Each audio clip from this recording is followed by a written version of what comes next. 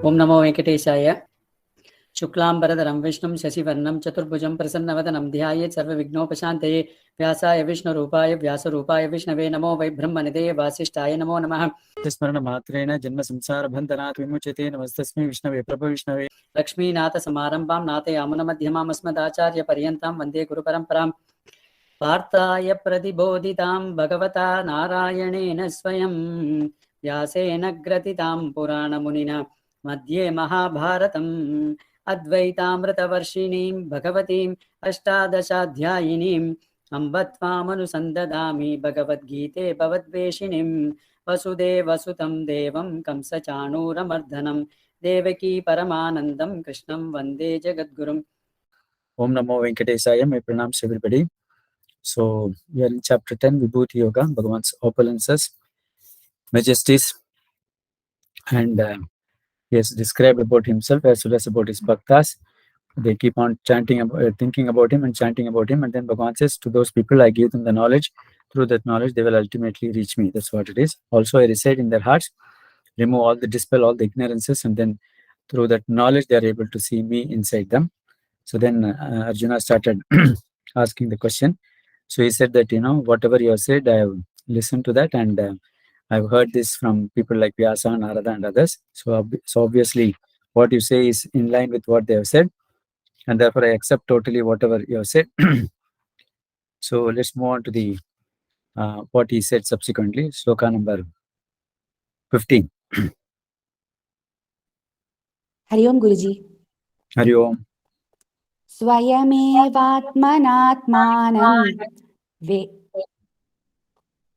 Vetatvam Purushottama Bhuta Bhavana Bhutesha Devadeva Jagatpate.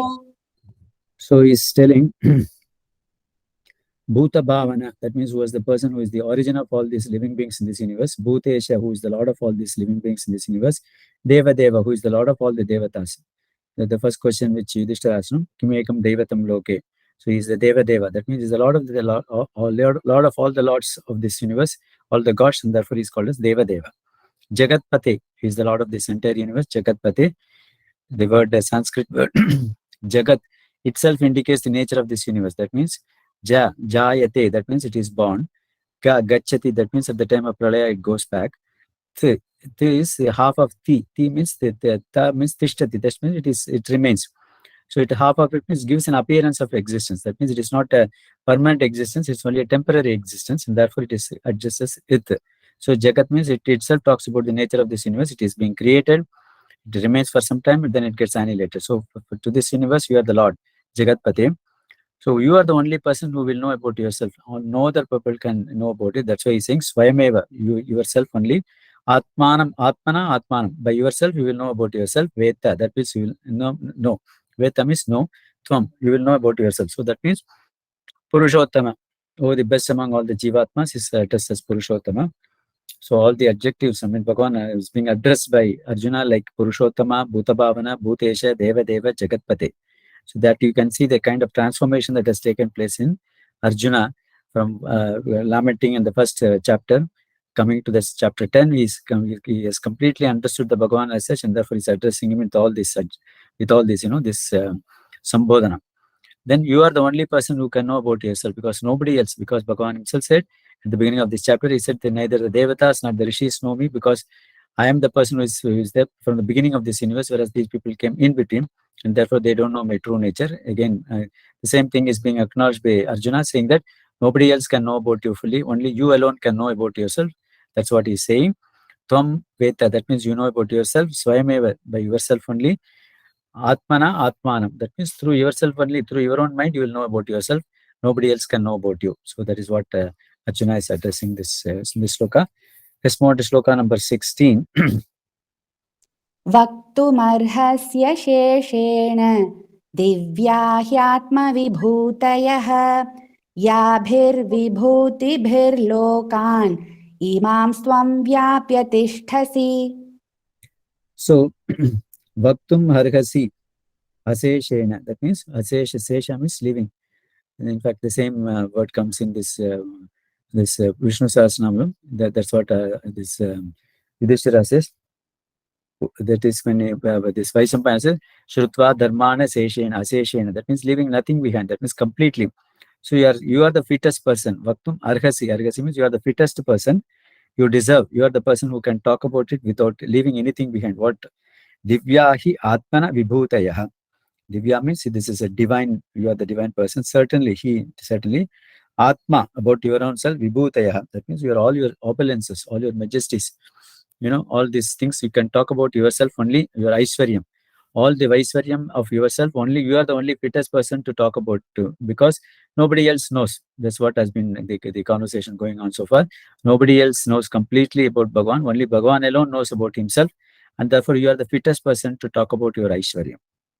Yabihi vibhutihi lokana iman tvam vyapya tishtasi. That means with that opulences only, through that opulences, Yabhim, through that opulences, vibhuti, through that opulences, lokan iman. That means the entire loka is being completely pervaded by you. So the vyapya, that is pervade. That means you are the person who is you are present in the entire loka with your majesties, with your opulences, with your this Aishwaryam. Your entire Aishwaryam is being pervaded in the entire universe. In this and therefore you stand as the person who is vyapya. Vyapya means the person who is pervading this entire universe, and therefore you are the fittest person to talk about your majesties to me. So, so Krishna, please talk about all your majesties and your Aishwaryam and all those things. I want to listen to it very eagerly. That's what Arjuna is saying. Sloka number 17. Katham vidyamaham yogins tvam sada parichintayan keshu keshu cha bhaveshu chintyosi bhagavan maya. Again, another question which Arjuna is asking, one, of course, is asking to talk about his majesties and then Aishwaryam. Second question which he is saying is, Bhagavan, O Krishna, Katham vidyam aham yogin. So that means how do we? Katham means how. Vidyam, that means how. Aham vidya, that means how will I know?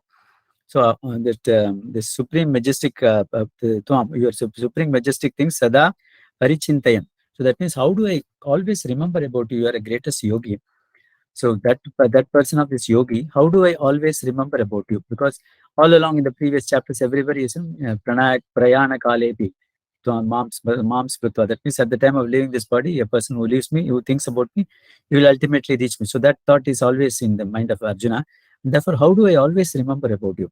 Kadam vidyam aham yogan tvam sada. Sada means always. Parichintayan. So how do we always think about you, think of you? Keshu keshu sa bhaveshu.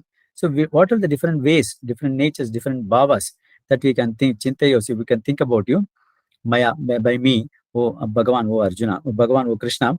O Krishna, how do I know about you? How do I always think about you? Sada, that is one question he says. Which are the different bhavas, different forms in which I can think about you? Kadam keshu cha bhaveshu chintayaha asi Bhagavan. So that means how do I think about you always? And what are the different ways by which, different bhavas about which I can think about you? So these are the two questions that Arjuna is asking. Apart from asking him to say that you are the fittest person to talk to me, because you are the person who know about your majesties, and nobody else knows about it, and therefore you are the fittest person to talk to me about all your Aishwaryams, opulences, majesties, and so on. Move on to Sloka number 18. Vistarenatmano yogam vibhutim cha janardana bhuyah kathaya triptirhi shunvato nasti me mritam. Again, he has become almost a great bhakta of Krishna. So what he's saying, Janardana. Oh, Janardana. What does Janardana mean? Janardana means one, he is able to jananam jananam ardayati iti Janardana. That means one is able to destroy the birth of all his devotees. That means when he is destroying the birth, means he cuts off the samsara chakra.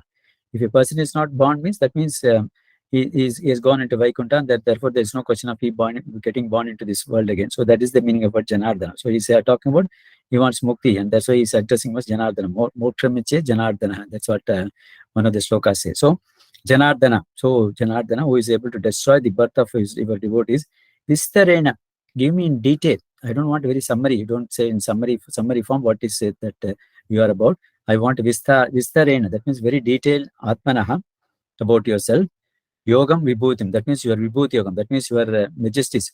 Please give me in detail about your majesties, your opulences, all those things I'm very eager to learn. So give me in very detailed manner. Bhuyaha kataha triptihi hi shrunvanto nasti mem. That means I don't get satisfied by just listening to. I'm never satiated with just hearing about that. Means I want to keep listening to you from more and more about this amritam, about this the nectar. So the moment I start listening more and more about you, it doesn't satisfy me. I want to listen more and more, and I am not satisfied with just listening to a very summary about you. I want a detail vistarena atmana. So I want to know more and more about you, because only then I think my inner the desire to know about you will get satiated. Otherwise, I'm not tripta, I'm not happy, I'm not satisfied with whatever little things that I've heard about you. I want to know about in a very, very detailed manner. In Kumbhakonam, there's a temple called Ara Amudan. So that person is called as, why is he called as Ara Amudan? Amudan means nectar. So even if the sweets, if you take a little bit of sweet, okay, initial thing you may enjoy it. Maybe after 3-4 that particular laddu or whatever you have consumed, then you will feel little, it's enough of it. So I have heard enough of it. I don't want to have anything more. In Tamil, we'll call it as Tagatipedu. That means you don't want much more than this. Whereas Bhagavan is like Ara Amudan. That means however much you drink, the story about Bhagavan, or the listening to the Bhagavan, or seeing his form, Rupa, listening about his qualities, etc., you don't get satiated. You want to learn more and more. I want to know more about. That's why, this Ramayana or Bhagavatam or the stories, we must have heard it a number of times, because right from childhood we heard the story of Ramayana. Then again, when there is a story about Ramayana, we want to listen to that, because you don't get satisfied with having listened to it once or twice or anything like that. So that is the nature of Bhagavan's qualities, Vijra's Rupam, Bhagavan's form. And that's why he's called as Ara Amudan. That means you don't get satisfied by just seeing him once. You keep on looking at him again and again and again and again. Best example is going to Tirumala. We go to Tirumala, even if you had a darshan for about 5-10 minutes, you go to VIP 1 or 2 or whatever it is, where they perform the arati, or stay there for about 5 minutes, have the darshan of Lord Balaji. When you come back again you are not completely sad. You want to again go back and then have one more darshan of Balaji, etc. So Ara Amudan, that means his form is something mystic in it, and therefore you don't get satisfied by having just once or twice or thrice or glances at him. We want to have more and more. Similarly, Arjuna is saying that I want to know more and more about you, more and more about you. Tell me in detail about your majesties. So that means that this is like an amritam, that is like a nectar. I'm enjoying whatever you are saying that. So I don't stop with only a few things. Give me in complete detail, so that I want to enjoy more and more about you. That's what Arjuna is saying that. So this is what Arjuna concludes by this. In fact, you may observe that in this particular, apart from the first chapter where he was lamenting and says talking about for a long period of time, in other chapters you would have found Arjuna's questions would be very cryptic, maybe maximum 2 or 3 slokas. Whereas in this particular, this 10th chapter is asking 7 slokas. His question runs to 7 slokas. So that means he's so much happy with whatever he had heard about Bhagavan. He wants to know more and more about the Bhagavan. And therefore he is saying, his questions are, please tell me about your majesties, because you are the person who knows about you completely, and therefore you should tell me about your majesties. That's what I want to learn.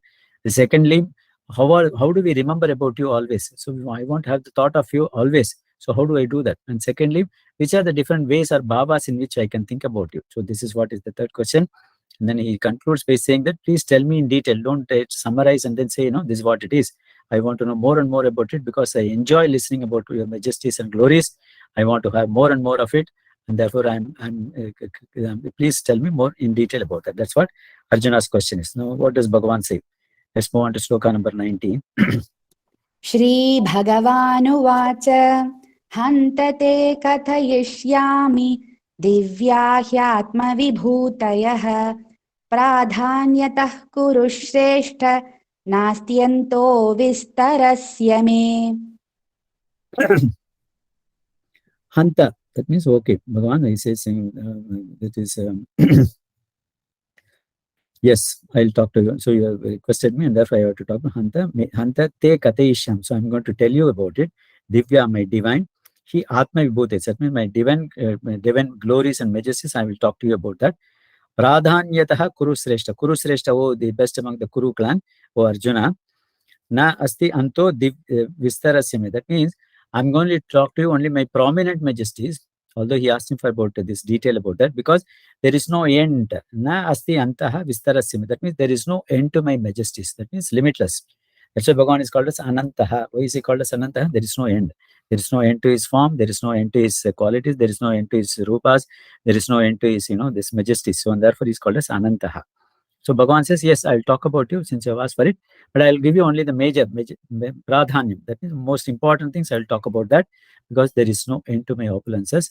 And therefore, I cannot be, then I'll be talking infinitely about my own glories. And therefore, we don't have time for that. We have got to fight the battle out. And therefore, I'll give you prominently whatever are my majesties. That's what Bhagavan talks about, saying that I'll talk to you about that. Sloka number 20.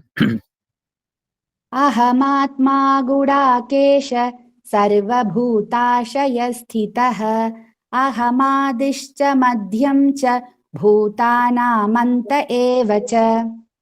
From now onwards, Bhagavan is going to talk about his all opulences, majesties. He is the best among that, best among that, best among that, etc., etc. That's what is going to happen from now onwards till the end. Aham Atma Gudakesha. So that means I am the Sarva Bhutanam Bhutashaya Sthita. That means Ashaya Sthita. That means I have situated in all these living beings. All this Bhuta means all these living beings.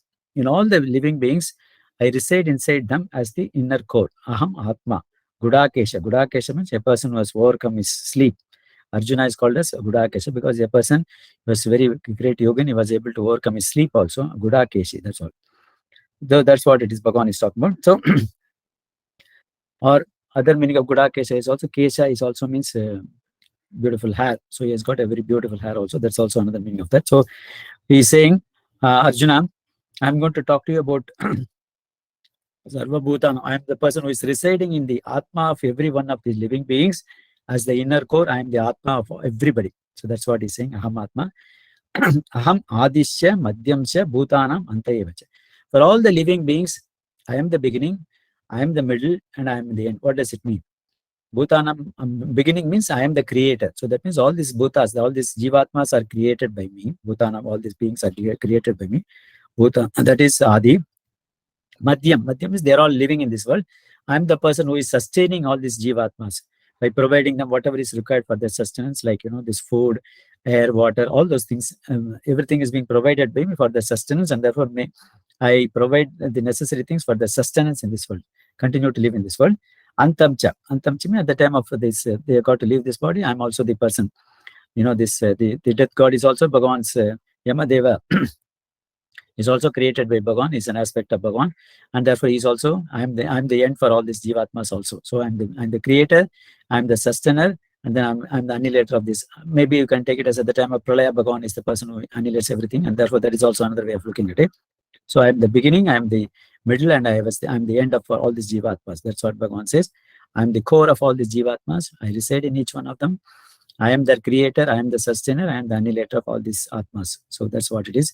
I think we'll stop with that and continue the discussion tomorrow. Vasutam devam kamsa chanura mardhanam devaki paramanandam krishnam vande jagadgurum. Sarvam Shri Krishna Arpanamastu. Krishna Krishna Krishna Krishna Krishna.